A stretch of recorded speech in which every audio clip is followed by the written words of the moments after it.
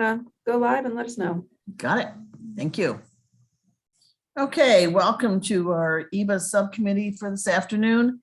We have Morgan State University and we have St. Mary's City.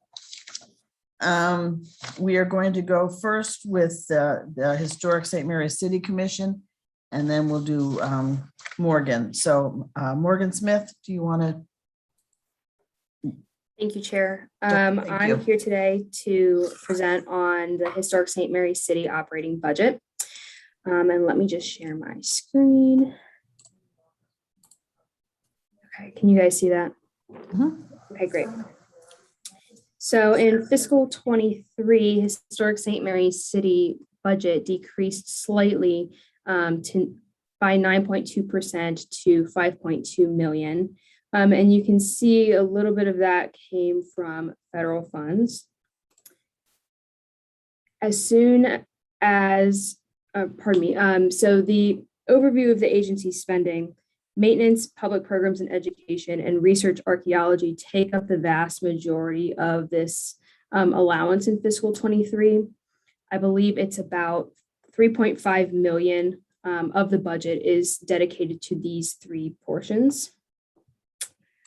I'm going to talk a little bit about the where it goes chart, and I want to point out just a few things. So there are several one-time purchases that were in fiscal 22 that are not reflected in fiscal 23. So you'll notice here a one-time purchase of a tractor, some costs associated with the backlog of maintenance projects, fiber optic cables that were installed in the Broome Howard Inn, and other one-time projects. There was also a deficiency appropriation. The one listed in the where it goes chart up here is for the Maryland Heritage Interpretive Center construction site. That was about $153,000.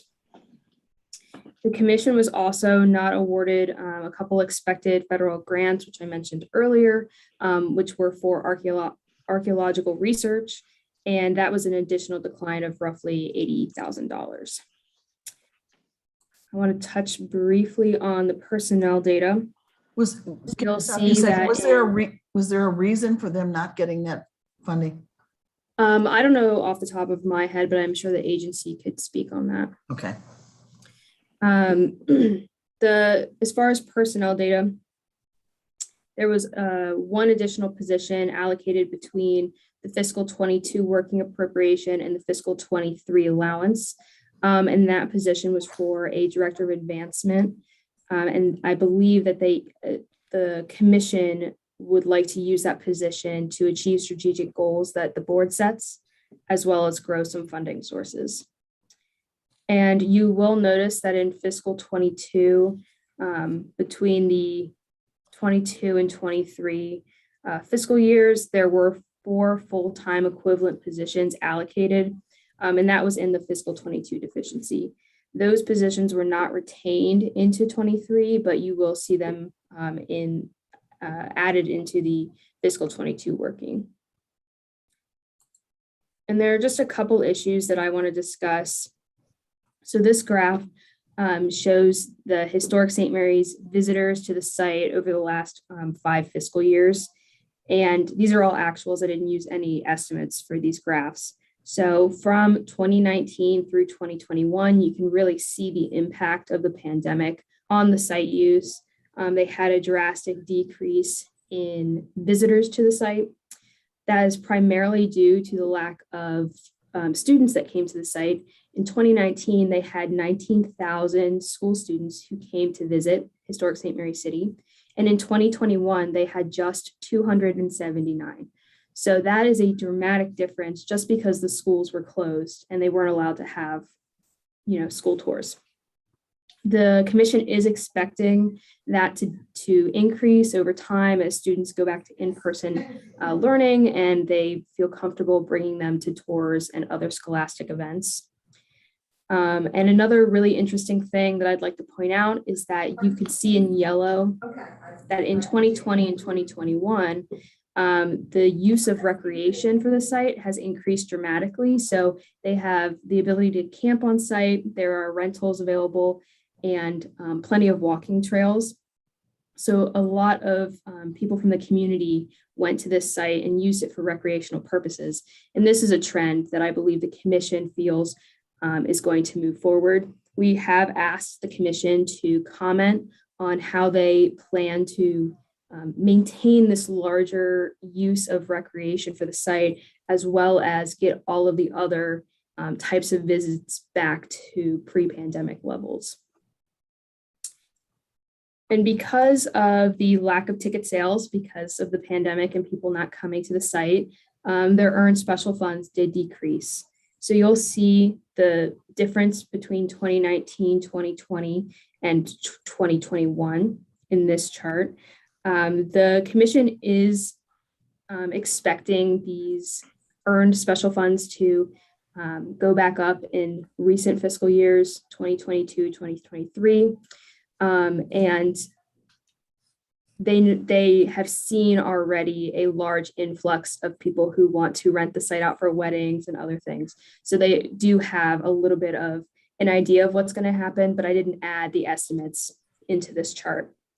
And I believe that the commission is going to work on increasing this volunteer earned special funds that did decrease during the pandemic. I do want to point you to, there is one audit finding in Appendix 1. I won't go through it with you because it's very short, but it is there if you're interested. And as far as our recommendation, DLS recommends to concur with the governor's allowance. And I'm ready to take any questions that you might have. Okay.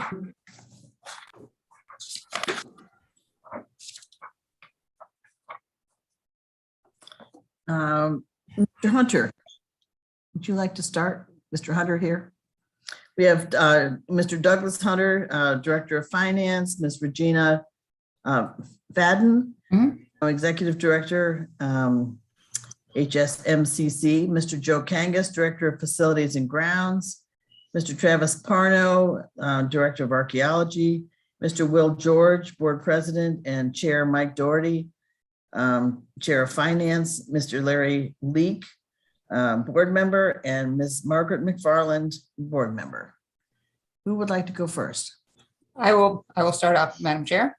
Okay. Okay. My name is Regina Fodden, and I'm the Executive Director of Historic St. Mary City Commission. Madam Chair, members of the subcommittee and staff, thank you for the opportunity to speak to you today. We are grateful for your continuous support, and we thank our analyst, Morgan Smith, for visiting our site and getting to know our agency in depth. And we thank Morgan for her excellent analysis.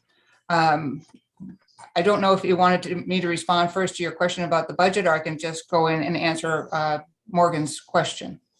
You can just go right on and. Okay, all right. Well, I'll start with the question I said that may covers it. Yes, Father. Oh, I'm sorry, Father. Might I say one thing? Sorry, Father. I just know, Madam Chair, Senator King, I am Father George. I'm chairman of the commission, the Historic St. Mary City Commission. This is the first year we'll be testifying before the Maryland State Senate without our greatest of supporters, President Mike Miller. May he be enjoying the rewards of a just and honorable man.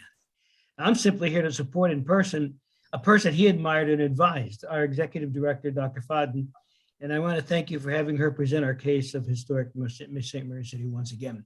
But we really do miss Mike. What a great man. Oh, I sure do too. I'll tell you, he was such a champion for all of us. And I know he did have a soft spot in his heart for St. Mary's. So yes, thank you for mentioning that. Thank you, Father. Sorry. Okay. So as far as the question about how we hope to maintain increased levels of recreational use, there are a variety of methods that we're looking at, and one of them is capital investment. And so we thank Governor Hogan, his administration, the General Assembly, and particularly our local officials, Senator Jack Bailey and Delegate Brian Crosby, who are very supportive of the commission, for their capital support that enables the commission to invest significant funds into maintaining and enhancing the site to attract more recreational visitors. Throughout the 2 years of the pandemic, as Morgan noticed, like many Maryland state parks, we witnessed a significant increase in visitors who use our facilities to safely exercise and socialize with family and friends. We also need to thank the Department of General Services for its assistance to implement these projects. We are a small staff, and we are grateful for their valuable expertise, guidance, and continued support. So a portion of the $2 million in the CIP for this fiscal year for facility renewal was directed to be spent on a dilapidated parking lot that will serve the new visitor center, the Maryland Heritage Interpretive Center, a $20 million project that breaks ground this year. Repair of the lot has been a high priority for years because of the injuries visitors and staff have sustained because of its poor condition. Other funds will enable the repair of 1.5 miles of ADA compliant pathways that are facility wide. The expedient allocation of the funds for this fiscal year was accomplished by the end of July with the assistance of DGS, through whom these funds flow. Excuse me. The FY23 CIP provides an additional $2 million that will be used for additional site visitor and centered enhancements and addressing our backlog of deferred maintenance to improve the appearance of our site. In part, the recreation visitors, the increase in visitor for recreation has increased because of the availability of quality food service. So we are looking to increase possibly other retail services on our campus. Enzo's Kitchen rents a small commercial kitchen from the commission and attracts hundreds of customers every day. The activity demonstrates strong demand, but Enzo's is only open Monday through Friday, so no food option is available on weekends. So the commission is investigating further opportunities for providing more retail services. In 2021, the Maryland Stadium Authority engaged Crossroads Consulting to provide objective, research-based information to assist us in making decisions regarding the potential economic and fiscal benefits of site development for the commission, our neighbor, St. Mary's College of Maryland, and St. Mary's County, as contemplated in the commission's master plan. The completion of the facility feasibility study is anticipated for summer 2022. We also build partnerships with local nonprofits to attract visitors and build programs. The commission partners with, like I said, to provide recreational programming at our Chancellor's Point site. Sail Center Chesapeake, a local nonprofit, teaches junior high and high school students how to sail from March through November from that site. The Southern Maryland Rowing Association also operates from Chancellor's Point. Participation is mixed gender and is based on level of ability, novice, recreational, and competitive. We will also address the areas of decline, as Morgan mentioned, primarily scholastic school tours, through effective marketing and outreach to bring them back on site. We have also created digital resources for students and teachers that are available at no cost. So we'll market our educational programs to schools, teachers, homeschool families to increase the number of scholastic visitors. We recently designed our entire website and, as I mentioned, developed free digital resources for teachers, students, and families to provide educational support and keep them interacting with us. We regularly send emails to teachers to inform them of these resources and let them know that the museum is open and ready to book tours. As soon as possible, our education staff will attend the annual Maryland, the MSDE, the Department of Education conferences, the Mid-Atlantic Social Studies conferences, directly to interact with teachers and administrators to promote our educational offerings. We are also working closely with Visit St. Mary's Maryland, our local tourism organization, on promoting our educational and recreational assets. As far as the recommended actions, we concur with the recommended action. And so that's my testimony so far. Okay. Do we have any other speakers? Any questions from the committee? Senator Alfred. Thank you so much, Madam Chair, and thank you to the whole Historic St. Mary's team. We are so grateful for everything you do. And I want to particularly thank Dr. Parno for hosting my staff over the summer and my mother, who just had the best time learning about your incredible work. Dr. Parno, you'll appreciate, my mother actually texted me the article about the cross that you just found because she was so excited about all your progress there. So thank you. But I do have a question for Ms. Faden. I received just a note from our colleague, Senator Jack Bailey, about some concerns that were found in the audit and some concerns his office and Delegate Crosby's office are having, particularly around meeting minutes, bylaws, and agreements the commission has entered into, and as well as attendance records for commission meetings to the governor's appointment office. Can we get those records to the senator and delegate and governor's office as soon as possible? I have responded to a request from Senator Bailey and Senator Crosby, Delegate Crosby, for those commission meetings minutes and since they were in office, and I sent those yesterday, Okay, as well as the bylaws and anything else that they had requested. So I believe that they have if they would like more information, I'm happy to follow up. okay. I greatly appreciate that. And again, thank you for all of your hard work. We are very proud of you and so excited to read about your progress in the paper. Okay, and I might just add about the audit finding. That was brought to my attention by the chair last week and asked me to talk to DLS about that audit, because my understanding had been that really the main concern in the audit was getting our foundation in alignment with state ethics policies, procurement policies. We have been following with the foundation. If there is a project that goes out to bid, Joe Kangas, who is our Director of Facilities and Grounds, he has been facilitating all of those bids for the foundation through email and marketplace. So we have been following, and on any of those types of projects, grants, whatever it was, we've been following that. And my understanding is also, and it was correct when I talked to Ann Gladstone at the legislative audits, that we have to get that completed by our next audit, which is about 2 years from now. So she said they're not expecting anything from us. I have contacted our Attorney General, and we are in the process of working on that with the foundation. Wonderful. As you know, Senator Bailey is such a champion, and I want to make sure he has everything he needs for his office. Thank you. Absolutely. Thank you. Senator Quarterman. Yes, thank you, Madam Chair. To echo some of the sentiments from my friend from Anne Arundel County, I had a quick question. Well, first off, again, thank you for everything you guys are doing down in St. Mary's. Very much appreciated. Did have a question in regards to the analyst brought up about a new position, a new Director of Advancement position, I believe it is. What is the difference of that from the Director of Development position that was added last year? Thank you so much for that question, because I know that did cause some confusion. It's mainly the titles of the positions.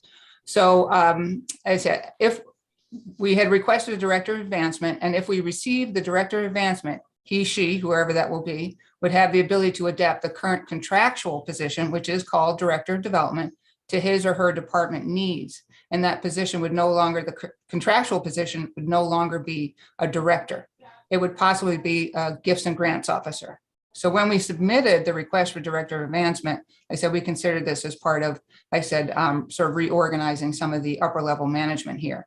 So again, if we would have that, if the Director of Advancement thinks that it's the best need for a gifts and grants officer in our department, I said that contractual position would do that. And I would be grateful, because many of our staff write grants across the departments, Dr. Parno, other people in his department, but I have been the primary grant writer since I've been here.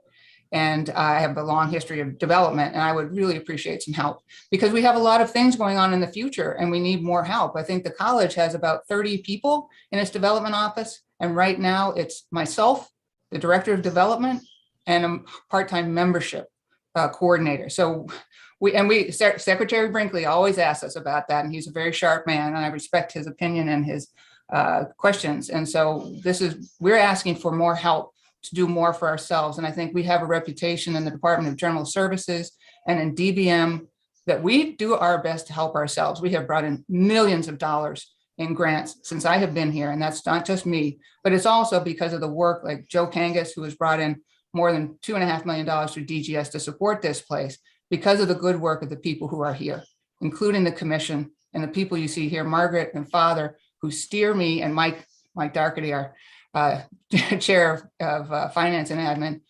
This team that works so well together has gained the support and the confidence of DBM and DGS, I said, and I think so many, and that's why we're asking for more help to help the state.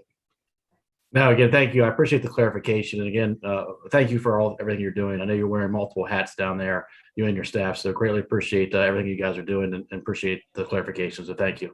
Thank you. Okay, any other questions? I just don't know if everybody got their throats blessed today or not, but may St. Blaise take care of all of your colds. Thank you so much. Nice to see you. Thank you.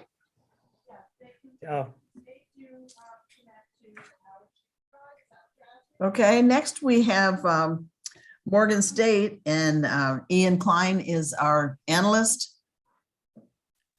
We have Dr. David Wilson here, so go ahead, Ian. Great, I'm going to go ahead and share my screen. At this point, you should be seeing the presentation. And we are going to get started on page 5 with Exhibit 1. Exhibit 1 shows total undergraduate enrollment and category changes from fall 2016 to 2021. Total undergraduate enrollment increased by 764 students from fall 2020 to 2021. As illustrated in the exhibit, continuing students experienced the largest decline, falling by 394, which was offset by an increase in the first-time full-time student population, which grew by 1,086. Exhibit 2 on page 6 documents the changes in undergraduate applications. As illustrated in the exhibit, the number of applications grew tremendously in fiscal 2021, totaling over 15,500. The yield rate of 17.9%, which is the number of students who actually enrolled from that total, and is the blue line in this exhibit, was the lowest rate recorded from fiscal 2012 through 2021. It should be noted that the acceptance rate of 87%, and that's the green line, was also the highest rate recorded over this period. DLS asked the president to comment on the retention strategies in place to ensure that this cohort academically persists, identifying if there are enough resources at the university to handle such a large cohort of first-year students. Exhibit 3 on page 7 provides the breakdown of undergraduate enrollment by location. Reversing a 6-year trend of declining enrollment, in-state enrollment grew by 124 students in 2021. The international undergraduate student population has fallen from the 2017 high mark of 780 students to 164 in 2021.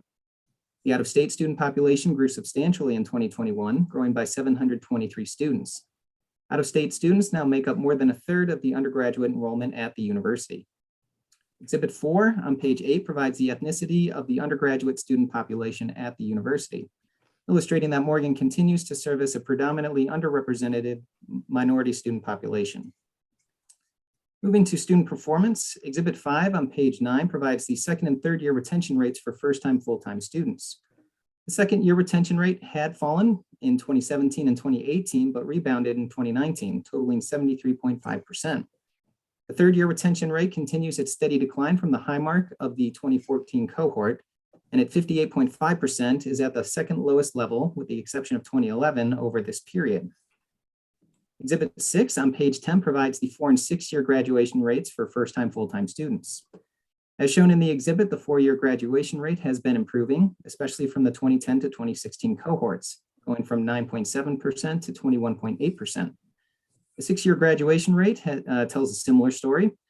From the 2005 to 2014 cohort, the 6-year graduation rate has improved by 17.2%, and its 47.9% has reached its highest total in over a decade.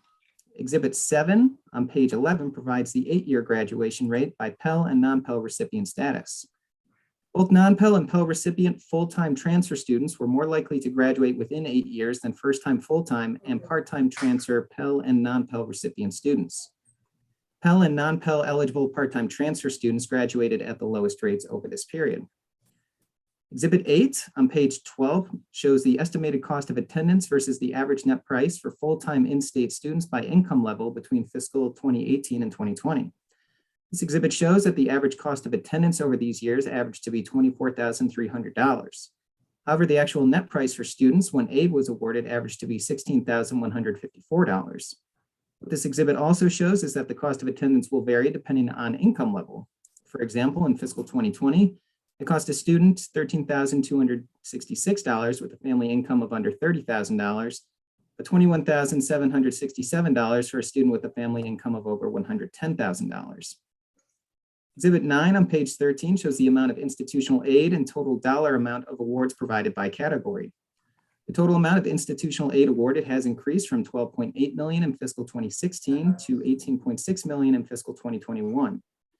Need-based aid totaled $11.1 million alone in fiscal 2021, which was the result of a new financial aid optimization model that was adopted by Morgan. The U.S. Department of Education recently began reporting the median debt for 2017 and 2018 graduates by field of study in an effort to give students a better picture of outcomes at the program level. Exhibit 10 on page 14 illustrates that the median debt of students ranged from just over $27,000 for architecture majors to over $37,000 for fine and studio art majors. Moving to the budget, Exhibit 11 on page 15 provides the budget changes for unrestricted funds by program from fiscal 2021 to 2022. The largest dollar change over this period was in research, which increased by $33.2 million. DLS asked the president to comment on why unrestricted fund expenditures were negative on research in fiscal 2021. Spending on auxiliary enterprises also increased substantially, growing by 17.1 million. This was the result of a return to on-campus activities and contractual services associated with those costs, as well as cost of living adjustments and athletic expenses, among other costs. Operations and maintenance of plant also grew by 11.2 million, also as a result of the return to on-campus operation and the conversion of contractual employees to full-time status. Moving to the impact that the COVID-19 pandemic continues to have on the university, Exhibit 12 on page 16 provides an overall summary of the total funds that were allocated to Morgan through the various Higher Education Emergency Relief Fund, or HERF, stimulus programs. In total, Morgan has received over 128 million in federal stimulus funds, of which 26.8 million was required to go directly to the students in the form of emergency financial aid payments. In terms of the financial impact that the pandemic has had on the university, Exhibit 13 on page 17 documents the fiscal 2021 effects. For the 2020-2021 academic year, fiscal 21, Morgan moved to a remote-only instruction model except for research and laboratory programs and froze tuition rates. These actions resulted in a substantial loss of auxiliary revenues and anticipated tuition and fee revenues. When including all other lost revenues and additional expenditures associated with the pandemic, Morgan documented a $52.8 million budget shortfall. When the Board of Public Works reduction was included, that shortfall totaled $62 million. In order to eliminate this shortfall, Morgan utilized a mix of reduced operating costs and subsidies provided from the various federal HERF packages. The fiscal 2022 impact through December 31st, 2021, as shown in Exhibit 14 on page 18, shows that despite record enrollment and a return to on-campus in-person instruction, pandemic-related impacts have resulted in revenue losses and additional expenditures totaling $7.3 million for the first half of the fiscal year. Morgan has again utilized HERF funds to offset that budget shortfall. Exhibit 15 on page 19 provides the overall distribution of allocated and planned HERF spending by Morgan from fiscal 2020 through 2022.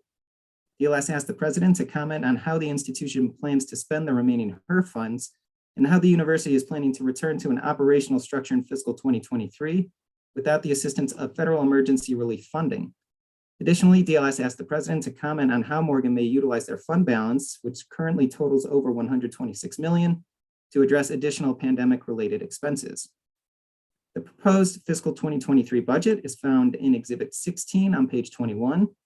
It includes a general fund increase of 10.5 million, 10.5 million in cost of living and merit increases, 15.1 million in Chapter 41 of 2021 funds, and an increase of 0.9 million in HEF special funds.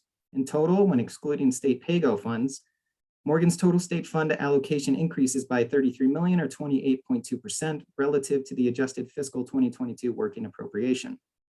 The items listed to be funded with this increased funding are shown on page 22. DLS asked the president to comment on the strategic goals of the Center for Equitable Artificial Intelligence, as well as the Urban Interdisciplinary Center for Crime Reduction. Additionally, Morgan is scheduled to receive 10 million in pay-go funds for deferred maintenance projects. This funding is in addition to 10 million in GO bond funding that the university is scheduled to receive in the fiscal 2023 capital budget bill. DLS asked the president to comment if the institution has the capacity to adequately manage an additional 10 million in deferred maintenance spending in fiscal 2023. Exhibit 17 on page 23 provides a breakdown of unrestricted revenues by source and total unrestricted funds. The ratios for these levels remained roughly stable from fiscal 2018 through 2020.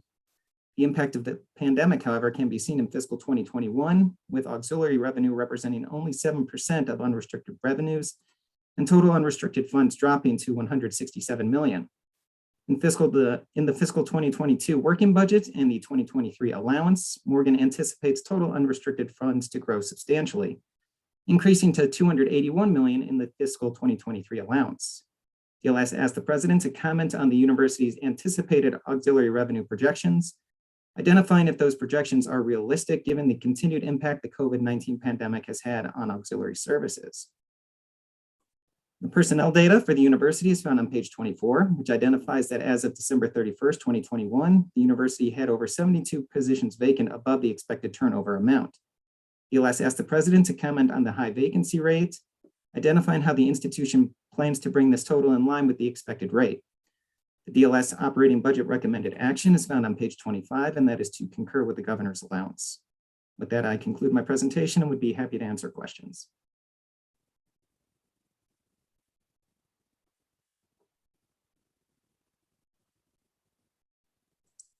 You're muted, Senator King. Any questions from the committee? I don't see any. Okay, Dr. David Wilson is here, president of Morgan State. Dr. Hang-Tao Yu, who is the senior vice president and provost. Mr. Sidney Evans, executive vice president, finance and administration. Dr. Don Terry Veal, chief of staff at MSU. Dr. Kara Turner, VP of enrollment. Ms. Kim McCalla, associate vice president, facilities design and construction. Dr. Shirley Malcolm, MSU Board of Regents, Finance and Facilities Chair, and our former Senator Joan Carter Conway, Director of Government Relations. Dr. Wilson, take it away. Thank you very much, Madam Chair, Senator King. And thank you to other members of the committee for giving us the opportunity to come and testify on the governor's FY23 budget allocation for Morgan State University. I certainly am going to make some general comments about where the university is at this particular point, and then we'll go to answering your questions. But before I do, I would like to introduce Dr. Shirley Malcolm, who, Madam Chair, you indicated is a member of our Board of Regents at Morgan. She also chairs the Finance and Facilities Committee. Dr. Malcolm is an esteemed academic nationally and this nation's foremost spokesperson on STEM inclusion across higher education. And she also serves as a member of the Board of Trustees at Caltech. And so she's bringing us a lot of knowledge and has served for years as the head of the Social Sciences and Education Directorate for AAAS, or the American Association for the Advancement of Science. And so I'm going to ask Regent Malcolm to make some general remarks on behalf of the board, and then we'll get through our testimony as well in an expeditious manner. Thank you. Welcome. Thank you. Thank you very much, Chair King. I am pleased to be able to join President Wilson. Thank you, President Wilson, to signal to this committee, first of all, how appreciative we are to the governor and to the legislature for the support that you are giving to Morgan State. To assure you that we are attentive to this, and we are being very attentive to stewardship of these investments. I am pleased to be able to join President Wilson to tell what is, I think, a very good story about Morgan State University. I want to give special thanks to the support that you have provided in all categories, but especially around deferred maintenance. This has been something where I have focused a lot because of my concern that we are able to be good stewards of the facilities and the campus that we have been so grateful to receive. We are on the ascendancy at Morgan State University. We are proud of the momentum that you have. You see the numbers in terms of our students, in terms of the growth of all of these positive indicators. We just recently completed the strategic planning, which was unanimously approved by the Board of Regents. And the one thing that I do want to just call out is is Morgan's aspirations to ascend to Research One institution. This is really critical to us at this point in time, and the investments that are being made around our endowed chairs, our new centers, our new programs, our facilities. It's absolutely key in being able to reach that R1 status. And we think that that's critical for the major reason to be able to have the level of research infrastructure that we need to answer the questions that and to explore the knowledge that really relates to our position as an urban research institution, and to look at the needs of the city, of the state, of the nation around understanding how to improve the situation for minoritized and marginalized populations. So thank you very much for allowing me to represent the appreciation that the board has to this committee. Thank you. And Madam Chair, you can see why we are so fortunate in working to have someone of Dr. Absolutely. Sage. We're pretty fortunate. We're pretty fortunate to have you too. So you're awfully kind, but thank you. And so let me get through my comments and then we'll get straight to addressing your questions.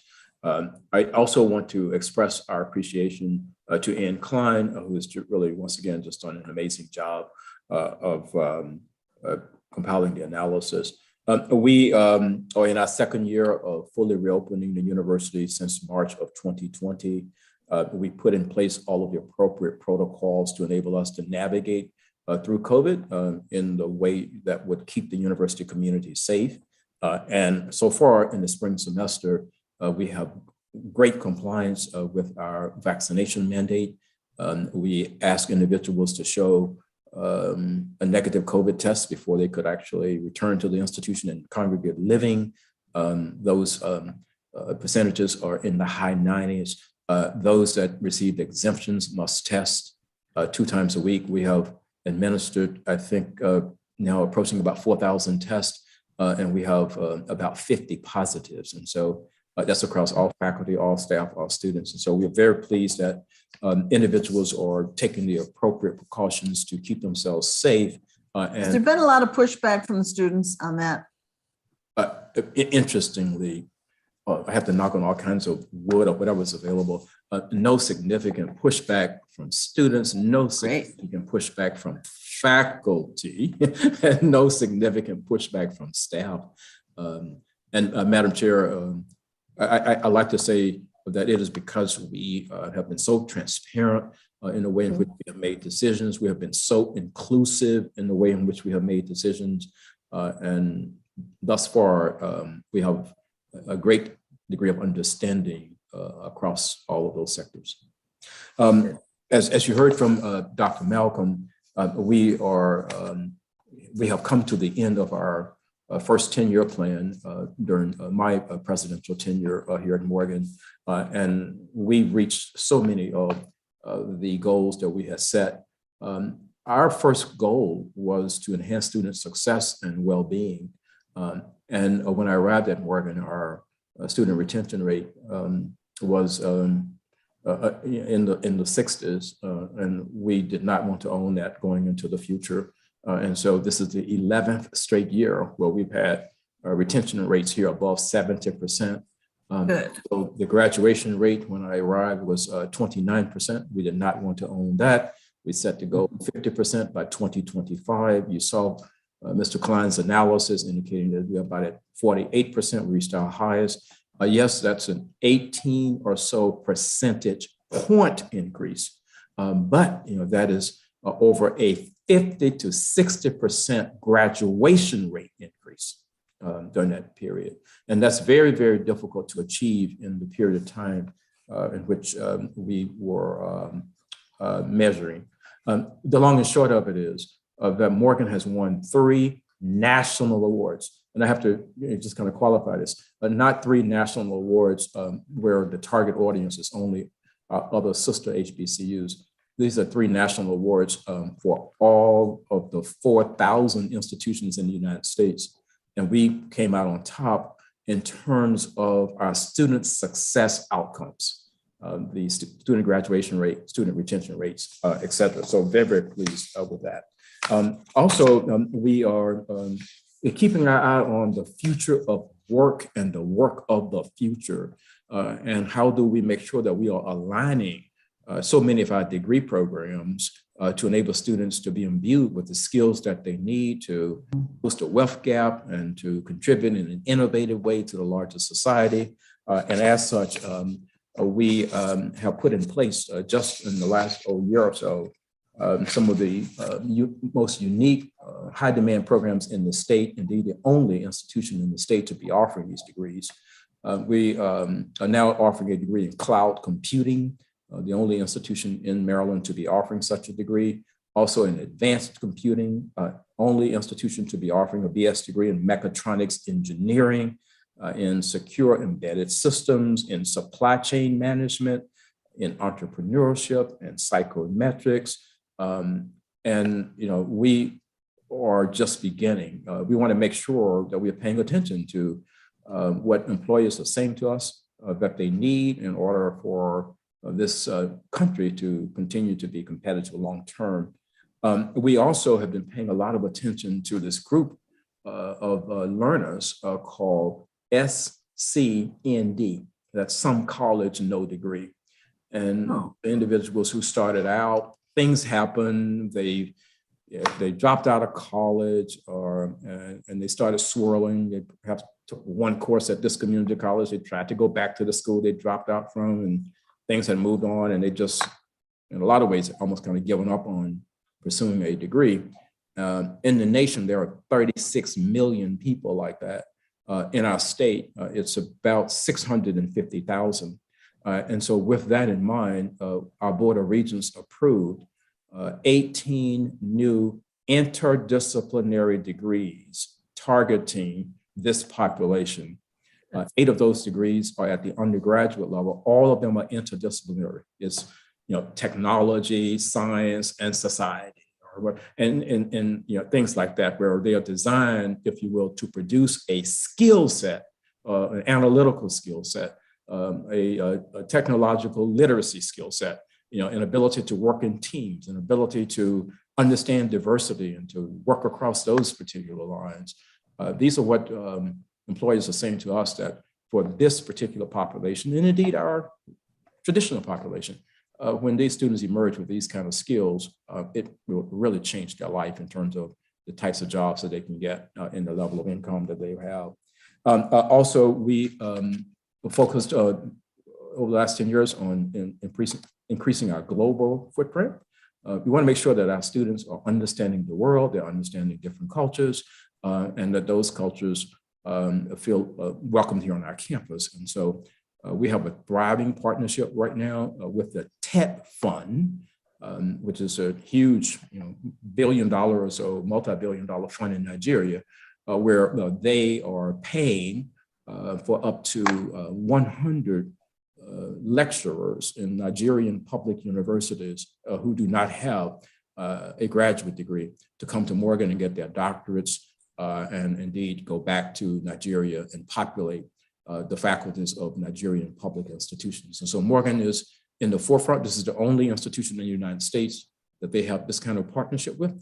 And so we will be growing also a huge portion of the faculty across Nigerian public institutions. This year, we have the largest increase of students in our history, 8,500 students.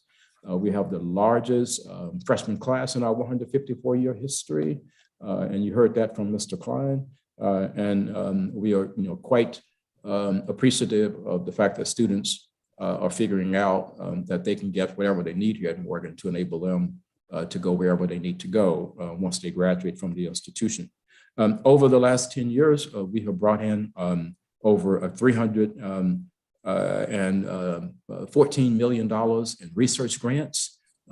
We installed a research division here about 7 years ago, and that has really paid off handsomely in terms of our ability to move from what was an R3 institution, moderate research activity, to R2, which we achieved in 2018, high research activity.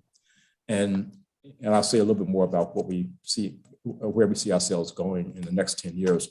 And then we also are very, very excited with the partnership that we formed with UMBC. And just 2 days ago, UMBC received the word that it too had been elevated to R1. So we do know that this path is accessible because they were exactly where we were. But the missions of the institutions are very different in terms of how we are positioning our research to get to R1 versus other paths that traveled by other institutions. But we have a partnership with them that won us a $72 million 3-year collaborative agreement with NASA. And from that, Morgan will receive 28 million over 3 years, and UMBC will get about 32, and then the rest of that will be divvied up amongst about 3 or 4 more institutions. We understand economic impact, and we have produced now 2 economic impact studies, one about 4 years ago, and then we refreshed it just last year, looking at what is our annual economic impact in our state and in our city. And I'm pleased to report that our annual economic impact is over $1.1 billion, of which 670 million of that is in Baltimore City. And on an annual basis, Morgan is creating nearly 7,000 jobs here in the state as well.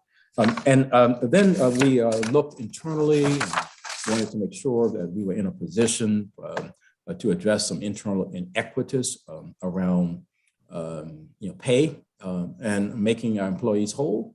And so we raised the minimum wage here at Morgan to $15 an hour, ahead of the state law that is already in effect. The minute we did that, it went immediately into effect a month later. And then at the same time, we've had a historic challenge here at Morgan. And that, for the most part, the past is the past, but it was due to lack of investment in the institution. And so we could not make so many of our employees whole. We had this large group of what we call the contractual employees who were not eligible to get state benefits. And so we just decided that we were going to do it this year. And so we converted so many employees here at Morgan. So many employees who had never been full-time with benefits to full-time with benefits. And that was, of course, historic for the institution. And so as I come to a close, we also had a year in which we saw major gifts coming to the institution from the philanthropic community. You read about the $40 million gift from Ms. Mackenzie Scott, of course. And then we got a $20 million gift from our alum, Calvin Tyler, and his wife, Tina, and then several gifts in the millions, or $1 to $5 million range. Madam Chair, as we look to the future, we are looking to double down and do more of what I just indicated. We do have our eyes set on R1 status for the reasons that Regent Malcolm indicated. And we do understand what it means to be an anchor institution in Baltimore City, and that as we set our eyes on rising and elevating the institution, we want our communities and our neighborhoods to come along with us. And so if you drive by the campus now, you can see all of the economic development activity that's taking place, the development of the Northwood Commons, which has been the most challenging project that I have undertaken in my 30 years. But it's so exciting because we're going to have shops and restaurants and things right in our back door for our community that we didn't have before. And so with that in mind, we have produced that next 10-year strategic plan called Transformation Morgan 2030. We'll make sure that all of you get a copy of that. And it has a real clear roadmap as to how we continue to be an institution that is basically embracing what you have asked us to do, the state's preeminent public urban research university. And so with that in mind, I will get straight to the questions here. And as such, I'm going to call upon my colleagues to summarize our responses because we have submitted all of this to you in writing. You asked me to discuss the retention strategies that we have in place to minister to the needs of this historic freshman class that we saw this year. And I'm going to call upon Dr. Carol Turner, our Vice President for Enrollment Management and Student Success, to briefly summarize what we are doing here. Dr. Turner. Good afternoon. Thank you, Mr. President. Thank you, Chair King and members of the subcommittee. As the president noted, we have now had 11 consecutive years above 70% first to second year retention. And so we do have a number of strategies already in place to work with our new freshmen. They include our centralized professional first year advising, our use of Starfish early alert system, which allows our faculty to let us know very quickly if students aren't attending class or aren't doing well, so that we can intervene with them. We have an alumni mentoring program and just a whole host of resources that have allowed us to get to this place that we are in with our retention rate. But we have in fact put some new things in place. And some of the things we've done, we've created a new Starfish survey that allows faculty to do a general wellness check, because we know mental health is such an issue right now. And so they can alert us of just general concerns they're having about students, so that we can work with the appropriate student affairs professionals to assist those students. We have a new student intake survey. So as students are coming in, we can learn more about what are their family responsibilities? Do they have a computer coming in? What do they work? And how many hours a week do they work? And that sort of thing, so that we can design interventions and resources to assist them. We also this year, or last year rather, started our Morgan Supports You emails. We have so many resources, academic, financial, for our students, and we want to make sure they know about them. So every semester we send 1 or 2 email blasts to our students, just with a bullet list of all of the resources and the links and the contact information, so that they know where to go with whatever issues they may have. We also started an emergency fund, the Growing the Future Opportunity Fund, to assist students with emergency financial needs. And one thing that's been really effective is we started a new withdrawal process. It used to be that when students wanted to withdraw, they just signed a form. The form went, got routed to all the various offices, and students could just leave. Now we personally intervene. When that form hits my associate vice president's desk, she personally contacts each student to see, hey, what's going on? Is there anything we can do to keep you here? And sometimes that may be $500 or $1,000. And so we do that. Other times it's they are feeling socially isolated. And so we can connect them with student organizations or, different things such as that. So that's been really effective. This is not to say that we are not having challenges. Having essentially doubled our freshman class, our advising staff has been under tremendous pressure, but they have done a fantastic job. They are so committed. They have just really been very effective with their time management and using virtual advising. We are in the process of getting a proposal through the university channels to increase the number of advisors. We also have been very concerned about the academic readiness of this cohort, because they spent essentially their junior and much of their senior year in many instances remote. And we know that is not necessarily ideal. And so our academic affairs under the provost, they have dedicated faculty institutes to helping faculty develop strategies and work to support our students. Our Center of Innovative Instruction and Scholarship is providing ongoing faculty development to assist, again, faculty in working with our students.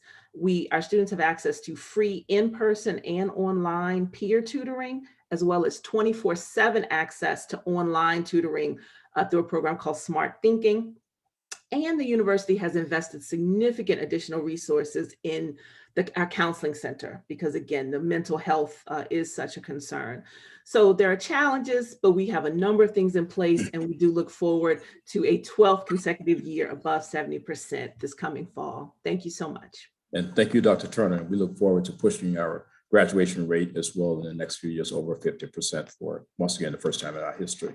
I'm going to ask Mr. Sidney Evans to respond to the next 2 questions you put before me. The first one, why unrestricted fund expenditures were negative on research in fiscal year 21, and then our plans to use the HERF fund dollars going forward. So, Ms. Okay, Evans. let me stop you for just a second there. Senator Elfreth has a question. Thank you, Madam Chair, and thank you, Dr. Wilson, so much. And I very much appreciate your laser-like focus on retention and graduation rates. I think it's wonderful. And Ms. Turner, I appreciate you giving us the whole picture of all the interventions. And I appreciate that it's not just one or two. You are really trying to find the right formula. It's less of a question and more of a suggestion that if you do find there are particular interventions that are more helpful than others, if you could share those with the other universities in the state. I know everybody's working on this issue, particularly during COVID, but if you could provide some insight in councils of the other institutions, I know we would all appreciate it as well. Certainly. I would like to let you know we participate in HBCU Retention Summit.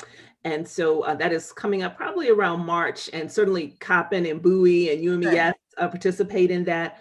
But we certainly would love to share our strategies and would love to hear the strategies that other institutions are finding successful. Thank you. Thank you, Madam Chair. Okay, Dr. Wilson, did you have someone else speaking? Yes, so I'm going to ask Mr. Evans if he would briefly summarize the next two comments.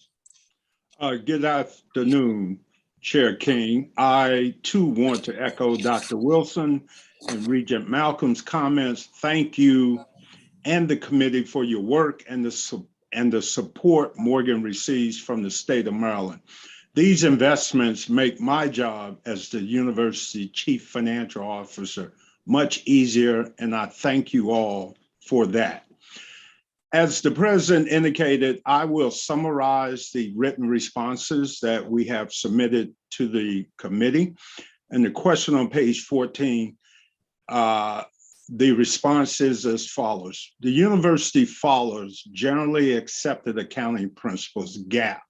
And as a result, we have within our accounting structure, restricted and unrestricted expenses. The federal government issues the stimulus funds to Morgan through a grant vehicle or restricted vehicle.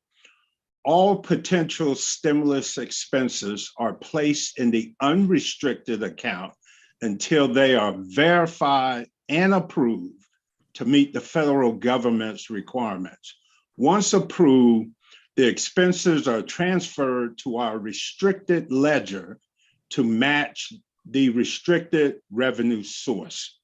Approximately 30 million of the total 60 million in stimulus funds expenses were transferred from current unrestricted to current restricted, resulting in the negative balance. The research balance was $4 million exclusive of the transfer. The second question on page 20 has two parts, and I will provide two answers. For the first part, all HERF funds are governed by strict federal guidelines. As such, the university has been very diligent in making sure all such expenses follow federal guidelines. The university intends to use the remaining funds for several infrastructure projects to improve indoor air quality, mold remediation, and other health-related structural enhancement. Our goal is to improve the physical environment for our students, faculty, and staff for the post-pandemic era. These projects will be integrated into the university's comprehensive deferred maintenance plan, which is designed to reduce over $200 million plus of deferred maintenance backlog. And you heard Regent Malcolm talk about that was a strategic and key initiative under her leadership as chair of our Finance and Facilities Committee. The university does not intend to use its funds from the fund balance for these projects. The goal is to spend the one-time funds provided by HERF, the federal stimulus money.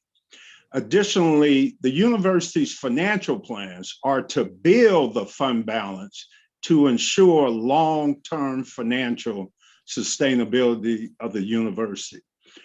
And lastly, both rating agencies, Standard & Poor's and Moody's, have commented that Morgan's fund balance is smaller than the other universities in the bond rated category of A+ and A1 respectively.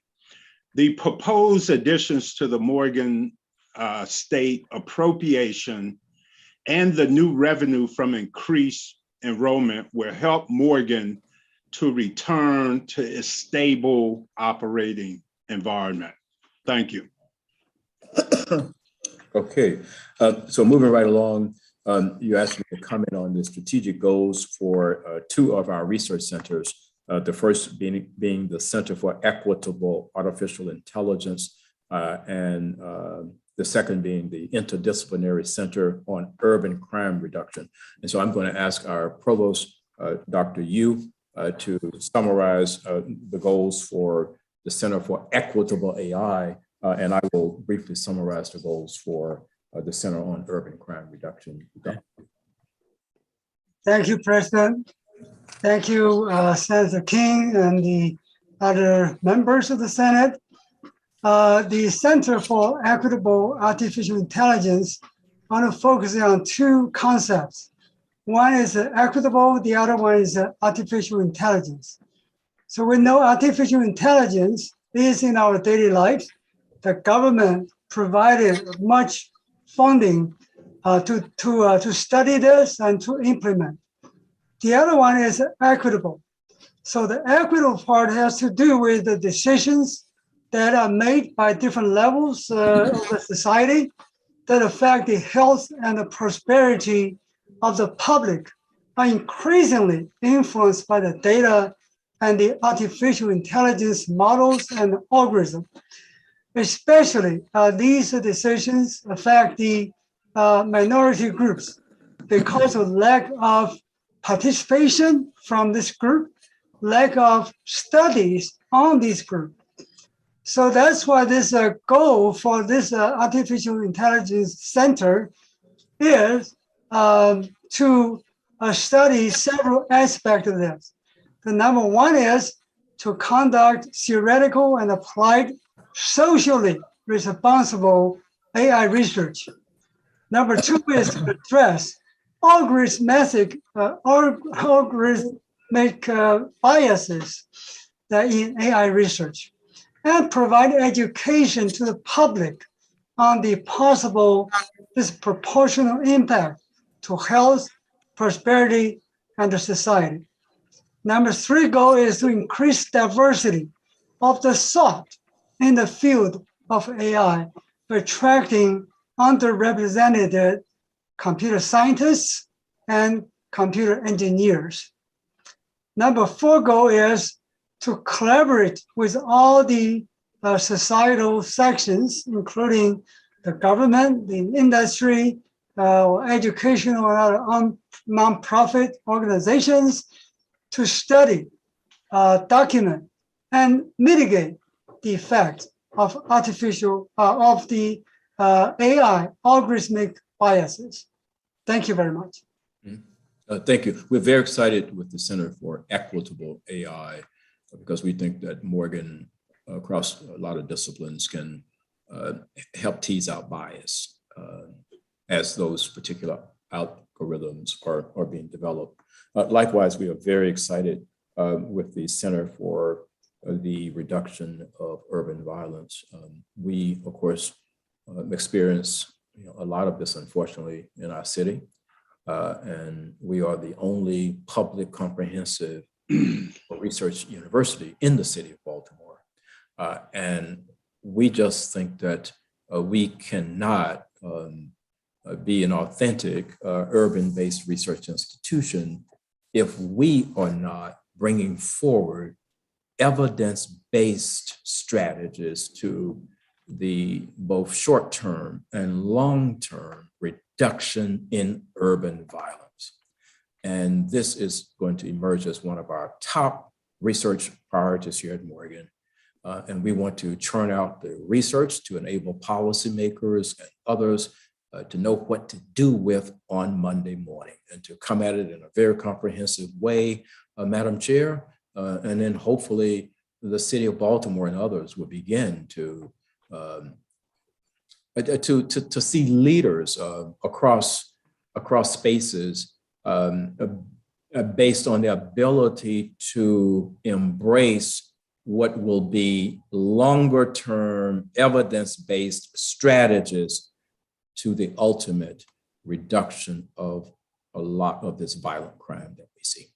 And so that is a brief summary of that, and everything else is written. So we're going to close out this with Mr. Evans. I'm sorry, we're going to ask Ms. Kim McCalla to briefly let you know how we are going to manage the additional 10 million in deferred maintenance. And then we'll go straight to Mr. Evans to briefly summarize the last two comments, and our testimony will be complete. And so Ms. McCalla. Thank you, Mr. President. Madam Chair, committee members.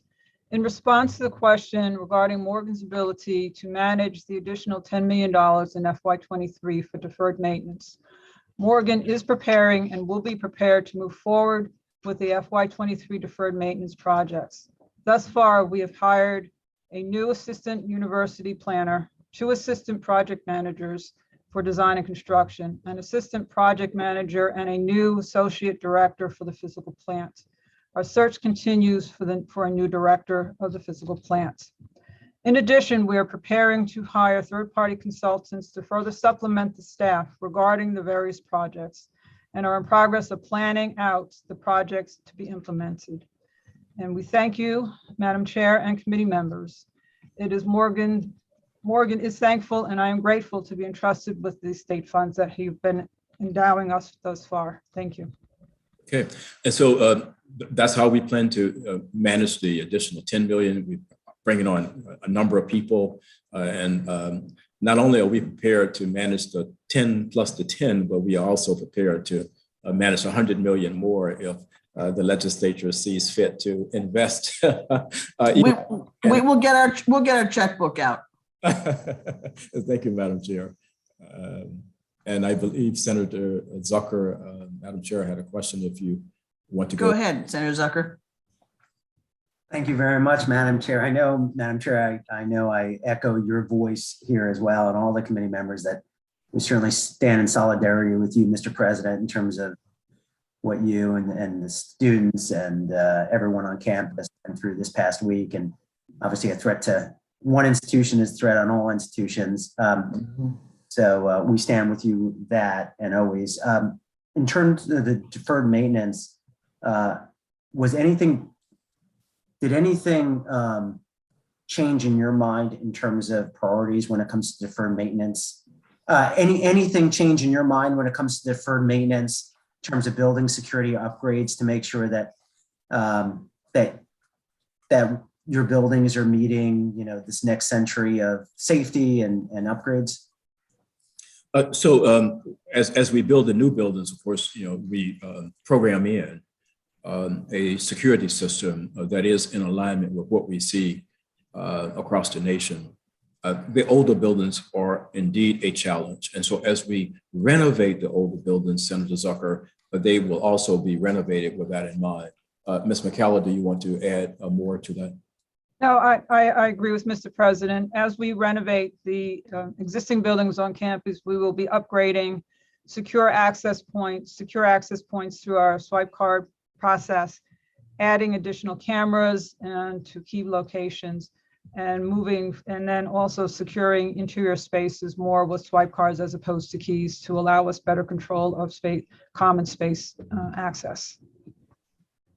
And that is why even more access to investments for deferred maintenance is so critical for us, because we are one of the oldest institutions in the state, and the way the buildings were constructed here in terms of our historic buildings, they were built from the quarry, and they just cannot withstand lack of serious investments for 60 years.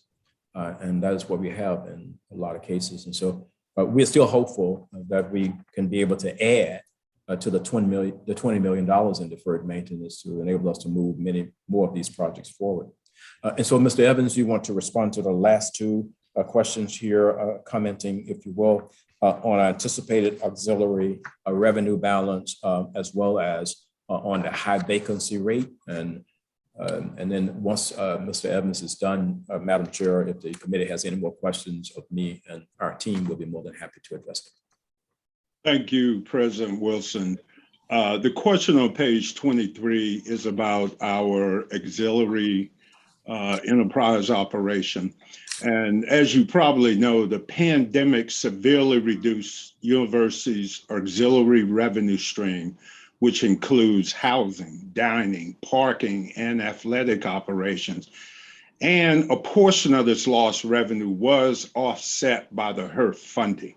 However, as we open in fall of 2021, with the largest freshman class and the largest enrollment in the history of the university, the current expected trend will, we believe this trend will continue in the immediate future. We also believe this to be true based on the demand metrics that we see to date.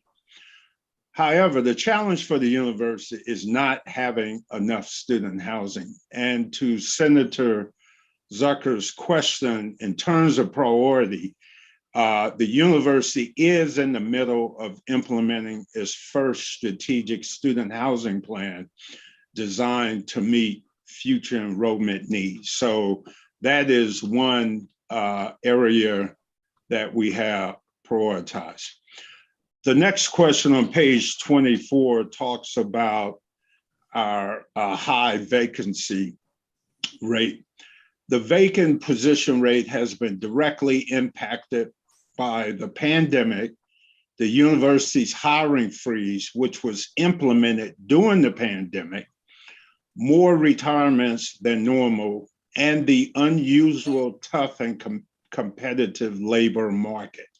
The labor market is impacted due to changes in workforce expectations, health and safety concerns, and quite frankly, just more competition. The university is working diligently to recruit and fill as many new positions as quickly as possible, while developing a more streamlined recruitment process and the addition of new HR recruiting staff, including a new Chief Human Resource Officer who started at Morgan on yesterday. And that concludes my responses. Thank you. And that concludes our testimony, Madam Chair, Senator King. Thank you so much. Are there any other questions from the committee? Okay, we have one other person here to testify, Sandra Great asked me. Good afternoon, and thank you, Madam Chair and committee. My name is Sandra Great. I'm administrative assistant at Morgan State University with over 40 years of state service, 17 of which have been at Morgan State University. I am also a proud leader of Ask Me Local 1885. First of all, I would like to acknowledge and thank, first, I would like to acknowledge that we have made serious progress over the last years with Morgan. Under Dr. Wilson's leadership, the minimum wage was raised, as he spoke of, and contractual employment abolished. These are very important changes that he and the Board of Regents addressed, and we are so grateful. However, all issues are not resolved. We have struggled during COVID like many institutions. Many members have gotten sick with COVID while working on the job, but never compensated with any hazard pay. We have lost colleagues, including a member of our bargaining team who had contracted COVID while working in the heating plant last spring before the vaccine was readily available. We are also struggling with Morgan's continual circumvention of state law and our memorandum of understanding regarding the eroding of our bargaining unit. Right now, Morgan contends to bring outside contractors to perform the work that should be done by state employees. Additionally, Morgan continues to enter into contracts and agreements with third parties to build and develop facilities for Morgan students and faculty, but that will be operated in a manner where there won't be state employees working. Examples of this include the P3 housing developments on and off campus. They currently will not be staffed by state employees. their planned private medical school that will be operated independently without state employees, as well as their proposed development at the Lake Clifton site, which we are told will also be independent. These actions are wrong and against the intent of the General Assembly in their legislation for state services to be run by state employees. Morgan must cease contracting out and attempting to circumvent the law to erode ASME bargaining units. We ask for this committee to work with us to prevent these nefarious actions. Thank you for your attention and time in this matter. Thank you. Is Elias Lachina here? Okay. No, he is not, Madam Chair. Okay, thank you so much. All right, I think that wraps it up for us this afternoon. Thanks for a good presentation and look forward to hearing from you. Thank you. Thank you. Thank you. Thank you all.